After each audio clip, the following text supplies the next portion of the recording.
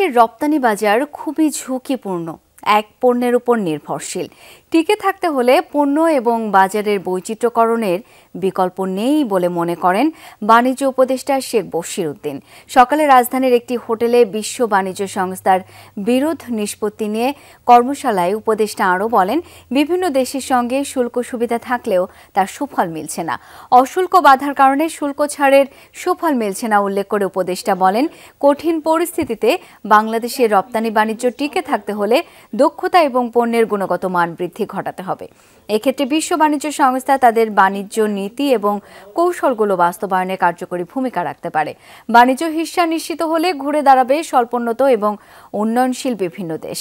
বক্তারা বলেন, 2026 সালে উন্নয়নশীল দেশের কাতারে পৌঁছলে বাণিজ্য সুবিধা হারাবে বাংলাদেশ। শুল্ক সুবিধা প্রত্যাহার হলে বাড়বে প্রতিযোগিতা। এক্ষেত্রে বহুপাক্ষিক বাণিজ্যে না গেলে পিছিয়ে পড়ার শঙ্কা আছে। এক্ষেত্রে বাণিজ্য বিরোধ নিষ্পত্তির ক্ষেত্রে বিশ্ব বাণিজ্য সংস্থা বা WTOর সঙ্গে নিবিড়ভাবে কাজ করতে হবে।